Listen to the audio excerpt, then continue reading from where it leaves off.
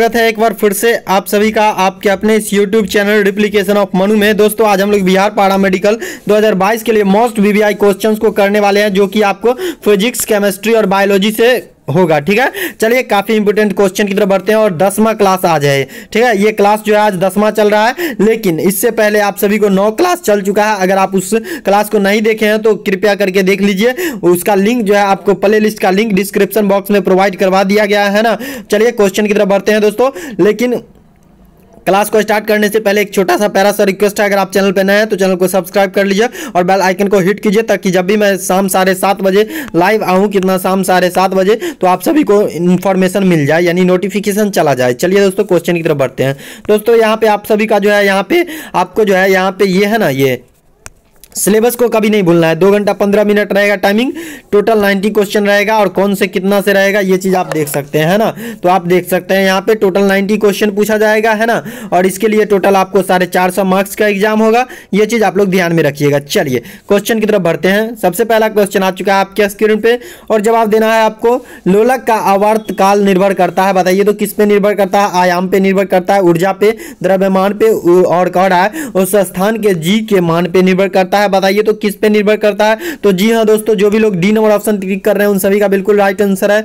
जो भी लोग यहाँ पे कह रहे हैं कि उस स्थान के जी के द्रव्यमान पर निर्भर कर, यानी कि जी के मान पे निर्भर करता है, इसका राइट आंसर है ना। लोलक का आवर्त काल किस पे निर्भर करता है पता है? जी का मान जितना होता है ना, उस स्थान के जी के मान पे निर्भर करता है ना, जी के मान पे निर्भर करता है। चलिए अगला क्वेश्चन की तरफ बढ़ते हैं।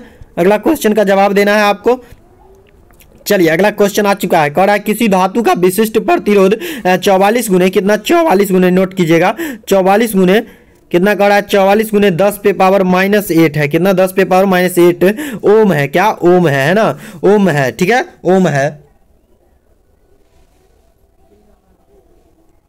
जी हाँ दोस्तों, तो ओम है ना। तो इस तरीके से आपको पूछ रहा है, ओम है, इतना ओम है। ठीक है, ओम है। और उसके बाद आपको कह रहा है इस धातु के 1 मीटर लंबे और 1 मिली व्यास का, मिली यहाँ पे, और मिली व्यास का प्रतिरोध, मिली व्यास वाले प्रतिरोध का, मिली व्यास वाले तार का प्रतिरोध होगा। कितना होगा प्रतिरोध, ये आपसे पूछ रहा है ना। तो इसका आपको क्या करना है? ये फ्रेंड्स यहाँ पे मैं एक फार्मूला आप लोगों को बता देता हूँ, है ना। तो देखिए इसका फार्मूला जो होता है, आपको यहाँ पे क्या होता है फार्मूला? R इजकल टू, ये फार्मूला आप लोग पुट कीजिएगा, R इजकल टू के एल बट्टा जो है, के एल बट्टा कितना हो जाएगा? A हो जाएगा, है ना। ये फार्मूला आपको निकालना है। ठीक है, तो यहाँ पे आप लोग देख सकते हैं कि L का मान दे चुका है 1। ठीक है, और उसके बाद आपको किसका मान दे चुका है? K इजकल टू जो दे चुका है आपको 44 गुने कितना? 44 गुने 10 पे पावर -8, है ना।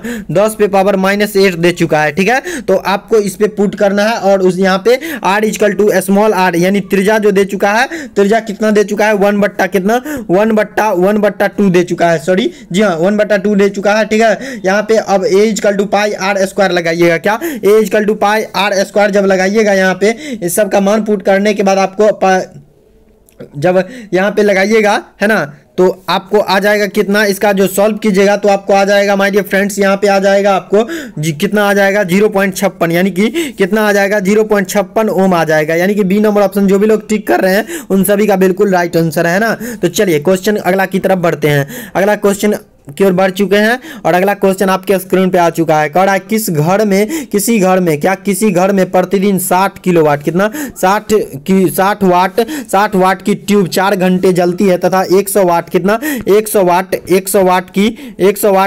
वाट के 3 बल्ब, कितना? 3 बल्ब 5 घंटे जलते हैं। ठीक है, उस घर में प्रतिदिन विद्युत ऊर्जा है लगभग कितना हो जाएगा? इसका आपका पूछ रहा है ना, अप्रॉक्सीमेट में पूछ रहा है। ठीक है, तो इसका आप लोग सॉल्व कीजिएगा यहाँ पे, तो है ना। तो यहाँ पे आ जाएगा आपको सॉल्व जब कीजिएगा तो आपको कितना आ जाएगा? यहाँ पे जो आ जाएगा माय डियर फ्रेंड्स, यहाँ पे आप लोग को आ जाएगा 2 किलोवाट पर घंटा, है ना। 2 किलोवाट प्रति घंटा आ जाएगा। तो इसका ऑप्शन देखिएगा आप लोग और टिक कीजिएगा यहाँ पे, है ना। तो देखिए माय डियर फ्रेंड्स, यहाँ पे आप लोग को टिक कीजिएगा। तो जब आप लोग टिक कीजिएगा माय डियर फ्रेंड्स, तो यहाँ पे आपको आ जाएगा 2 किलो, हाँ जी हाँ, 2 किलो पर घंटा, 2 किलो घंटा आ जाएगा, है ना। तो यहाँ पे जो भी लोग डी नंबर ऑप्शन को टिक कर रहे हैं उन सभी का बिल्कुल राइट आंसर है। चलिए क्वेश्चन की तरफ बढ़ते हैं माय डियर फ्रेंड्स। यहाँ पे 2 किलोवाट घंटा पर घंटा आ जाएगा, है ना, प्रति घंटा। क्वेश्चन में थोड़ा मिस्टेक था। चलिए अगला क्वेश्चन की तरफ बढ़ते हैं और अगला क्वेश्चन आ चुका है आपके स्क्रीन पे, जवाब देना है आपको। तो चलिए यहाँ पे कह रहा है, ये फिजिक्स से क्वेश्चन है। 0 डिग्री की 50 ग्राम बर्फ 20 डिग्री सेल्सियस के 50 ग्राम जल में मिला दी जाती है। इस मिश्रण को थोड़ा सा हिला देते हैं। मिश्रण का ताप कितना, टेम्परेचर कितना होगा, ये आपसे पूछ रहा है ना। तो बताइएगा माय डियर फ्रेंड्स, 50 ग्राम जल से प्राप्त ऊष्मा कितना हो जाएगा पता है आपको? जब आप लोग 50 ग्राम कितना कीजिएगा, जब आप लोग यहाँ पे 50 ग्राम कितना माय डियर फ्रेंड्स, यहाँ पे जब आप लोग 50 ग्राम कीजिएगा, है ना, तो यहाँ पे देखिए 50 किलोग्राम 50 ग्राम बर्फ पिघलने के लिए जो है आवश्यक ऊष्मा जो हो जाएगा माय डियर फ्रेंड्स, कितना हो जाएगा आपको? 50 गुने कितना, 50 गुने 80, तो कितना हो जाएगा टोटल आपको? 8 पंचे 40 है ना, तो 4000 है ना, 4000 हो जाएगा, 4000 हो जाएगा, जी हाँ 4000 हो जाएगा। उसके बाद दोस्तों यहाँ पे 4000 कैलोरी हो जाएगा, है ना। उसके बाद माय डियर फ्रेंड्स 50 ग्राम कितना, 50 ग्राम जल से प्राप्त ऊष्मा कितना हो जाएगा? 50 गुने कितना हो जाएगा? 50 गुने 1 गुने यहाँ पे 20 माइनस कितना, 20 डिग्री से करा है ना, 20 माइनस 0, जी हाँ। तो इसको आप सॉल्व कीजिएगा तो 1000 कैलोरी आ जाएगा, है ना, 1000 कैलोरी। तो 1000 कैलोरी, तो यहाँ पे देखिए, तो माय डियर फ्रेंड्स यहाँ पे डिग्री सेल्सियस में पूछ रहा है ना, तो यहाँ पे आ जाएगा, कह रहा है प्राप्त ऊष्मा बर्फ को पिघलाने के लिए आवश्यक ऊष्मा से कम है, ठीक है। अंततः पूरी बर्फ नहीं पिघलेगी, जी हाँ, पूरा बर्फ जो है नहीं पिघलेगा, ठीक है। मिश्रण का ताप 0 डिग्री सेल्सियस होगा। मिश्रण का ताप कितना होगा? 0 डिग्री सेल्सियस होगा, ओके। यहाँ पे याद रखिएगा कि मिश्रण का ताप जो हो जाएगा वो आपको 0 डिग्री सेल्सियस हो जाएगा, यानी कि ए नंबर ऑप्शन जो भी लोग टिक किए हैं उन सभी का बिल्कुल राइट आंसर है। चलिए अगला क्वेश्चन की तरफ बढ़ते हैं। ये क्वेश्चन आपको केमिस्ट्री से था। चलिए अगला क्वेश्चन की तरफ बढ़ते हैं। अगला क्वेश्चन आ चुका है आपके स्क्रीन पे, ये फिजिक्स से है ना, फिजिक्स से ये क्वेश्चन है, तो आप लोग जवाब दीजिएगा। यहाँ पे कह रहा है, रेल की पटरियों के उत्तरोत्तर खंडों के बीच जगह छोड़ी जाती है, क्योंकि मतलब कि रेल की पटरियों के उत्तरोत्तर खंडों के बीच में जगह जो छोड़ी जाती है, क्योंकि क्यों छोड़ा जाता है, वो जगह क्यों छोड़ा जाता है, ये आपसे पूछ रहा है ना। ये क्वेश्चन फिजिक्स से है, क्या फिजिक्स से है। कह रहा है, लोहे के छोटे खंड बनाना सरल है, छोटे खंड मजबूत होते हैं इसलिए छोड़ा जाता है ना। इससे पटरियों को ऊष्मीय प्रसार के लिए स्थान मिलती है, इससे लोहे की बचत होती है। बताइए तो माय डियर फ्रेंड्स क्या होता है? तो यहाँ पे माय डियर फ्रेंड्स क्या होता है कि इससे मतलब कि रेलगाड़ी की पटरियों के उत्तरोत्तर खंड में जो जगह छोड़ा जाता है वो आपको इससे क्यों छोड़ा जाता है पता है? क्योंकि इससे पटरियों को ऊष्मीय प्रसार के लिए स्थान मिलता है ना, ऊष्मीय प्रसार के लिए स्थान मिलता है, यानी कि सी नंबर ऑप्शन जो भी लोग टिक कर रहे हैं उन सभी का बिल्कुल राइट आंसर है ना। तो चलिए ताजवाली जी टिक कर रहे हैं, बहुत सारे लोग हैं जो कि टिक कर रहे हैं। चलिए तो अगला क्वेश्चन आ चुका है आपके स्क्रीन पे और आपको जवाब देना है।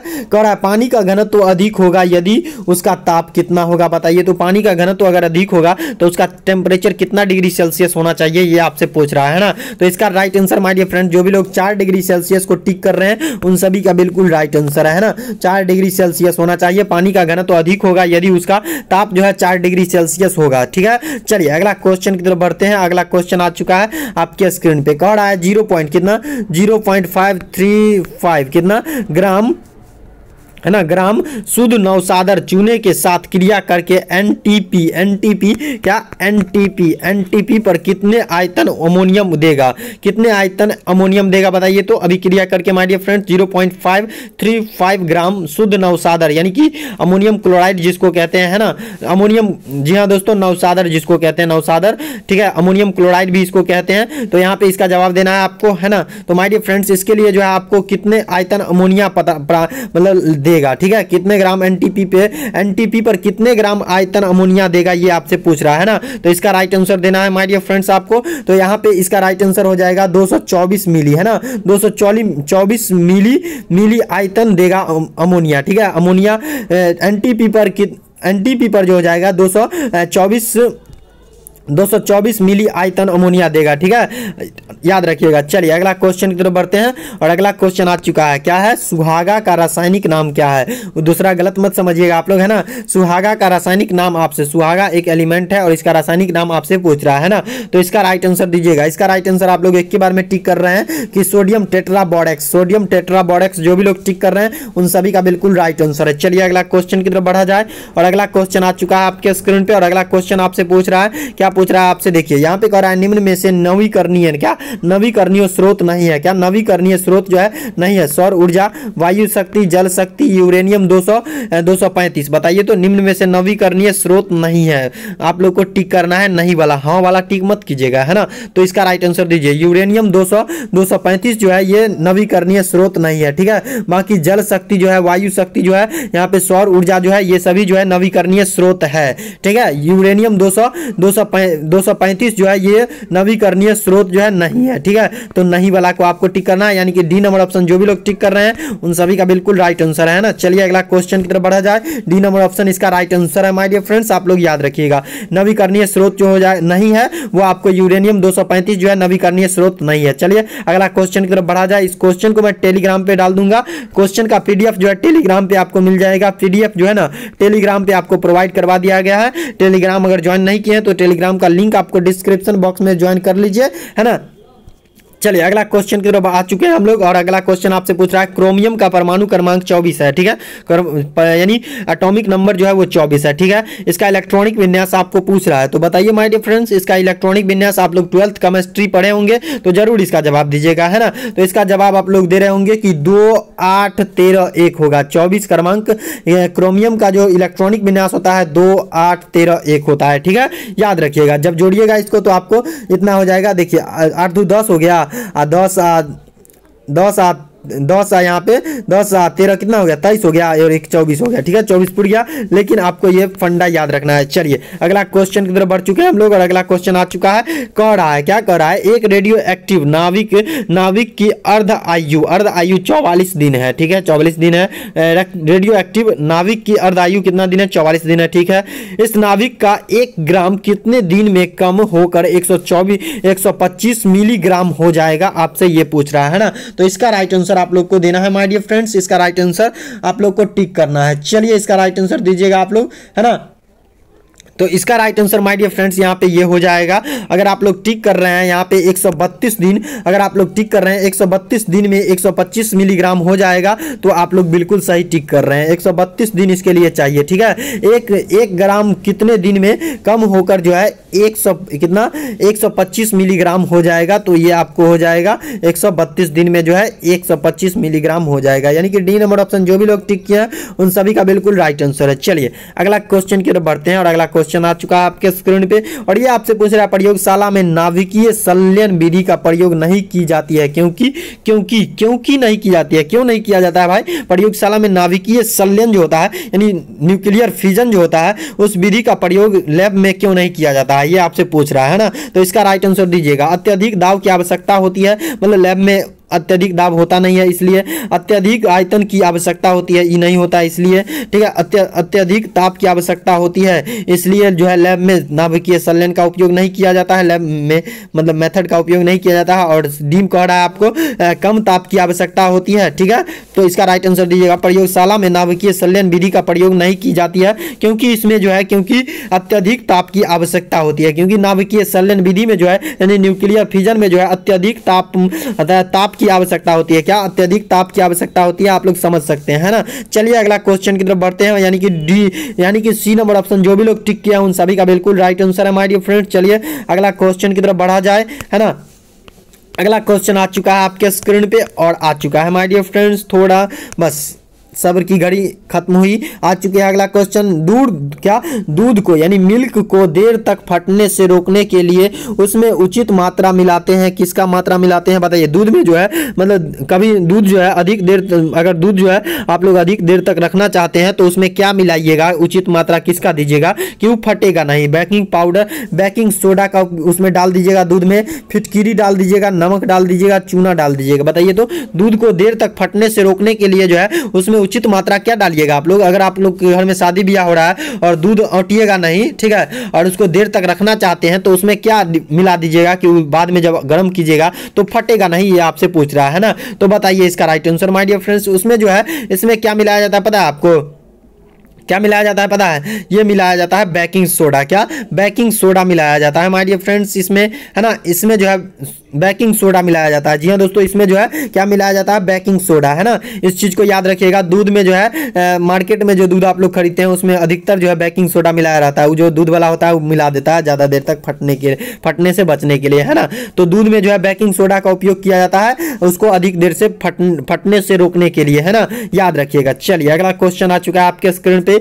कह रहा है, क्या कह रहा है, द्रव के द्रव्यमान यानी मास, प्रकाश का वेग प्रकाश का वेग तथा उसकी ऊर्जा में क्या संबंध है, बताइए तो।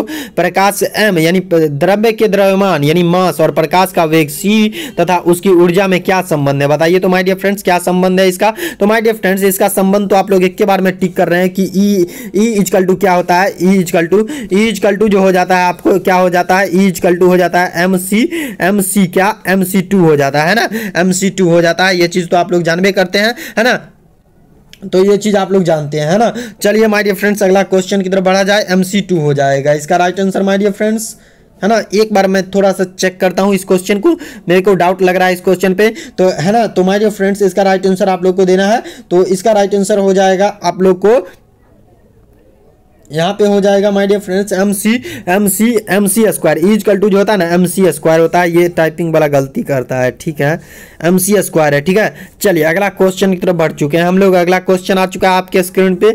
तो इसका राइट आंसर जो था माय डियर फ्रेंड्स, इसका तो आप लोग एक के बार में टिक कर दिए हैं कि E इक्वल टू जो होता है E equal to MC square होता है। जी हाँ दोस्तों, चलिए अगला क्वेश्चन की तरफ बढ़ चुके हैं हम लोग। अगला क्वेश्चन आ चुका है आपके स्क्रीन पे और ये आपसे पूछ रहा है, निम्न अभिक्रियाओं में रासायनिक अभिक्रिया है, यानी चारों अभिक्रिया में से कौन एक रासायनिक अभिक्रिया है, ये आपसे पूछ रहा है ना।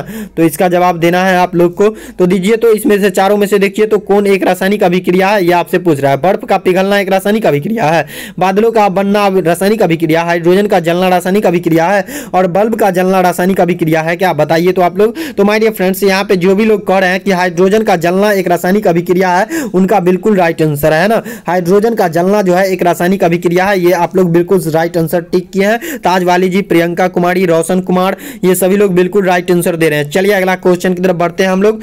चलिए अगला क्वेश्चन आ चुका है। यहाँ पे जो भी लोग सी नंबर ऑप्शन को टिक किए हैं, यानी कि हाइड्रोजन का जलना जो है एक रासायनिक परिवर्तन है, उन सभी का बिल्कुल राइट आंसर है। चलिए अगला क्वेश्चन की तरफ बढ़ चुके हैं हम लोग और अगला क्वेश्चन आपके स्क्रीन पे आ चुका है। कह रहा है एसिटिलीन, क्या एसिटिलीन के बहुलीकरण पर प्राप्त होता है। एसिटिलीन का जब बहुलीकरण होता है, बहुलीकरण जब होता है तो उससे क्या मिलता है, क्या प्राप्त होता है। एथेन प्राप्त होता है, एथीन प्राप्त होता है, वेंजीन प्राप्त होता है, इनमें से कोई नहीं प्राप्त होता है, बताइए तो माय डियर फ्रेंड्स क्या प्राप्त होता है। तो एसिटिलीन का जब बहुलीकरण होता है ना माय डियर फ्रेंड्स, तो क्या मिलता है पता है आपको, बेंजीन मिलता है ना, बेंजीन मिलता है। तो जी हाँ डियर फ्रेंड्स, जो भी लोग यहाँ पे सी नंबर ऑप्शन को टिक किए हैं उन सभी का बिल्कुल राइट आंसर है ना। चलिए अगला क्वेश्चन की तरफ बढ़ा जाए माय डियर फ्रेंड्स। अगला क्वेश्चन आ चुका है आपके स्क्रीन पे, अगला क्वेश्चन आ चुका है ना। चलिए इसका राइट आंसर आप लोग दीजिएगा, है ना। कह रहा है जल की अस्थायी कठोरता का कारण है कैल्शियम तथा मैग्नीशियम के बाइकार्बोनेट और उसके बाद फॉस्फेट व सल्फेट। यहाँ पे आपसे ये पूछ रहा है कि जल की अस्थायी कठोरता का कारण क्या है, मैग्नीशियम तथा कैल्शियम तथा मैग्नीशियम के बाइकार्बोनेट और उसके बाद फॉस्फेट व सल्फेट, क्लोराइड व सल्फेट, बाइकार्बोनेट व सल्फेट। बताइए तो क्या कारण है जल की अस्थायी कठोरता का कारण क्या है, बताइए तो माय डियर फ्रेंड्स यहाँ पे जो भी लोग कह रहे हैं कि फॉस्फेट व सल्फेट पाया जाता है, तो इसके लिए आप लोग बिल्कुल राइट आंसर दे रहे हैं, यानी कि बी नंबर ऑप्शन जो भी लोग टिक कर रहे हैं उन सभी का बिल्कुल राइट आंसर है माय डियर फ्रेंड्स। यहाँ पे जो भी लोग कह रहे हैं फॉस्फेट व सल्फेट जो है इसका कारण है अस्थायी कठोरता के लिए, है ना, तो बिल्कुल राइट आंसर आप लोग टिक कर रहे हैं। चलिए अगला क्वेश्चन की तरफ बढ़ा जाए। ताजवाली जी, प्रियंका कुमारी, रोशन कुमार, मोनिका कुमारी, ये सभी लोग बिल्कुल राइट आंसर दे रहे हैं। चलिए अगला क्वेश्चन की तरफ बढ़ते हैं हम लोग। अगला क्वेश्चन आ चुका है आपके स्क्रीन पे और ये आपसे पूछ रहा है क्लोरीन, क्या क्लोरीन रंगीन फूलों को रंगहीन करती है, क्यों करती है भाई, इस किसके द्वारा करती है, ये आपसे पूछ रहा है। ऑक्सीकरण के द्वारा करती है, ऑक्सीकरण से करती है, अपचयन से करती है, अपघटन से करती है, लवण बनाकर करती है। बताइए तो क्लोरीन जो है रंगीन फूलों को रंगहीन में बदल देती है। कैसे बदल देती है, किसके साथ साथ होकर बदल देती है, ये आपसे पूछ रहा है ना। तो माय डियर फ्रेंड्स, ऑक्सीकरण होता है क्या, ऑक्सीकरण एक प्रक्रिया होती है जिससे जो है आपको क्लोरीन जो है ना, क्लोरीन जो है रंगीन फूलों को रंगहीन में बदल देगा ऑक्सीकरण करके, ठीक है, ऑक्सीकृत करके, ऑक्सीकरण करके, ठीक है, याद रखिएगा। यानी कि ए नंबर ऑप्शन जो भी लोग टिक कर रहे हैं 18 का, उन सभी का बिल्कुल राइट आंसर है। चलिए अगला क्वेश्चन की तरफ बढ़ते हैं हम लोग। और अगला क्वेश्चन आ चुका है आपके स्क्रीन पे, और ये आपसे पूछ रहा है, नगर में पीने के जल को शुद्ध करने के लिए कौन सा कीटनाशक पदार्थ का प्रयोग किया जाता है। बताइए तो सोडियम क्लोराइड का, विरंजक चूर्ण अथवा क्लोरीन जल का, कैल्शियम और मैग्नीशियम सल्फेट का, KMnO4 का, क्या KMnO4 है ना, इस तरीके से आपको है। तो यहाँ पे इसका राइट आंसर दीजिएगा आप लोग। तो यहाँ पे किसका उपयोग किया जाता है पता है, नगर निगम में जो जल आप लोग का मतलब आता है ना, घर में जो नल के द्वारा पानी, टंकी के द्वारा जो आता है आप लोग के घर पे पानी, वो पानी शुद्ध कैसे किया जाता है पता है आपको। यहाँ पे कैसे किया जाता है शुद्ध पता है, उसमें क्या मिलाया जाता है, विरंजक चूर्ण, क्या विरंजक चूर्ण अथवा क्लोरीन जल मिलाया जाता है ना। विरंजक चूर्ण मार्केट में मिलता है, वो आपको लाके और जल में मिलाया जाता है ना। तो इसका right answer my dear friends ये हो जाएगा विरंजक चूर्ण, यानी कि बी नंबर ऑप्शन जो भी लोग टिक कर रहे हैं उन सभी का बिल्कुल राइट आंसर है। चलिए अगला क्वेश्चन की तरफ बढ़ा जाए माय डियर फ्रेंड्स। यहाँ पे कहा विरंजक चूर्ण अथवा क्लोरीन जल के माध्यम से जो है यहाँ पे नगर में पीने के जल को शुद्ध करने के लिए उपयोग किया जाता है ना, विरंजक चूर्ण का उपयोग किया जाता है। और अगर मतलब विरंजक चूर्ण रहे ऑप्शन में या फिर क्लोरीन जल रहे तो आप लोग दोनों में से एक टिक कर दीजिएगा है ना, ए बी करके रहेगा तो टिक कीजिएगा है ना, और दोनों एक साथ रहे तो दोनों को एक साथ टिक कर दीजिएगा। चलिए अगला क्वेश्चन की तरफ बढ़ते हैं हम लोग। और अगला क्वेश्चन आ चुका है आपके स्क्रीन पे, और ये आपसे पूछ रहा है, क्या पूछ रहा है भाई, ये आपसे पूछ रहा है, आवर्त सारणी में परमाणु क्रमांक के वृद्धि क्रम में घन विद्युत प्रकृति घटती है, ऋण विद्युत प्रकृति घटती है, रासायनिक संयोजन क्षमता घटती है, रासायनिक अभिक्रियाशीलता बढ़ती है। बताइए तो आवर्त सारणी में परमाणु क्रमांक में वृद्धि के क्रम में क्या घटता बढ़ता है, बताइए तो आप लोग है ना, क्या घटती बढ़ती रहती है, बताइए तो आप लोग इसका राइट आंसर। तो माय डियर फ्रेंड्स ये क्या हो जाएगा कि जब मतलब कि आवर्त सारणी में परमाणु क्रमांक की वृद्धि क्रम में जो है घन विद्युत प्रकृति घटती रहती है ना, ये चीज आप लोग याद रखिएगा कि घन विद्युत प्रकृति जो है आवर्त सारणी में परमाणु क्रमांक की वृद्धि क्रम में जो है घन विद्युत प्रकृति घटती रहती है। चलिए अगला क्वेश्चन की तरफ बढ़ते हैं हम लोग। और अगला क्वेश्चन आ चुका है आपके स्क्रीन पे, और ये आपसे कह रहा है थर्मोस्टेट का उपयोग रेफ्रिजरेटर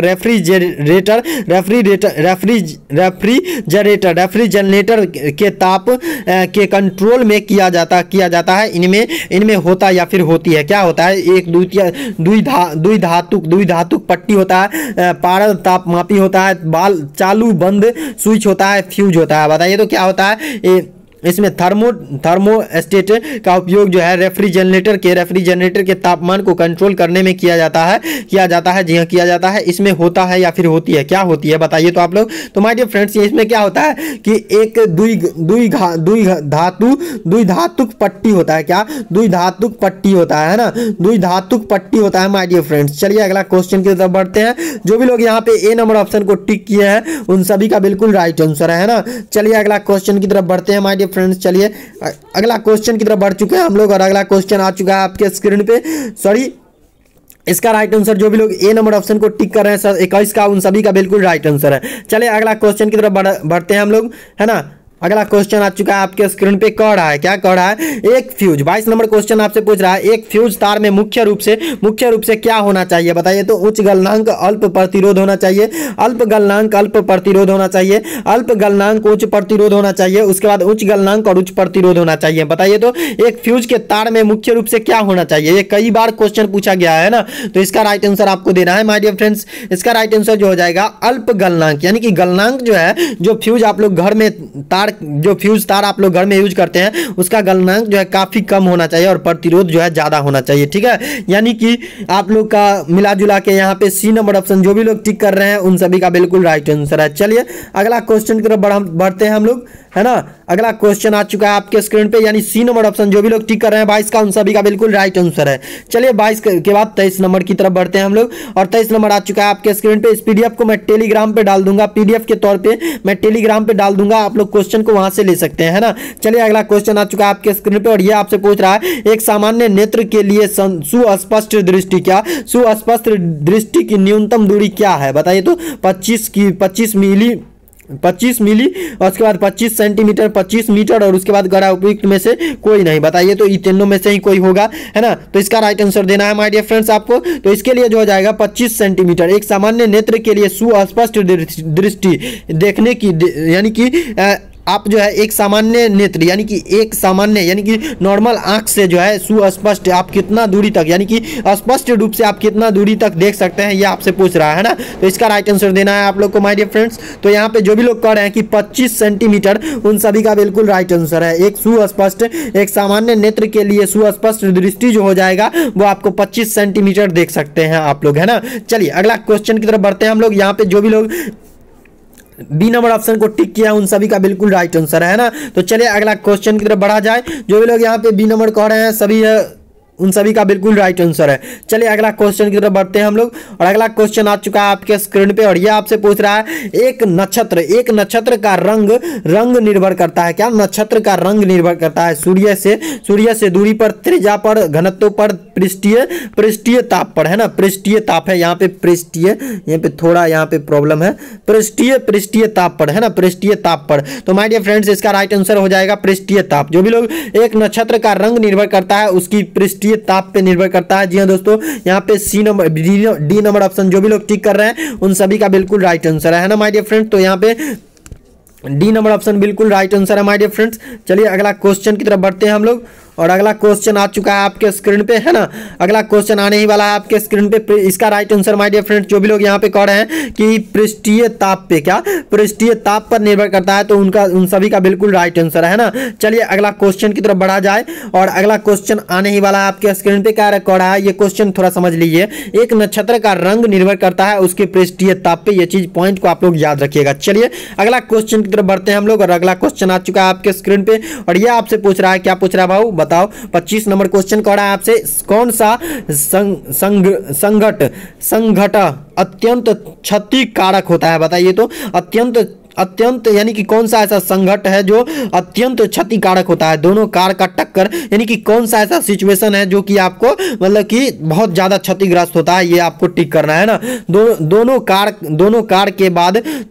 के टक्कर के बाद विपरीत दिशा में उछलती है। दोनों कार का टक्कर के बाद एक दूसरे से चिपक जाती है और एक कार की तरह गति करती है। जी हाँ, इस सिचुएशन में से आपको बताना है कि सबसे भयंकर सिचुएशन क्या है, यही आपको बताना है ना। सी में कह रहा है दोनों कार का टक्कर के बाद एक ही दिशा में अलग अलग चलती है। उसके बाद डी में कह रहा है टक्कर के बाद दोनों कार जो है गति शून्य, दोनों कार की गति जो है वो शून्य हो जाती है, बताइए तो माय डियर फ्रेंड्स।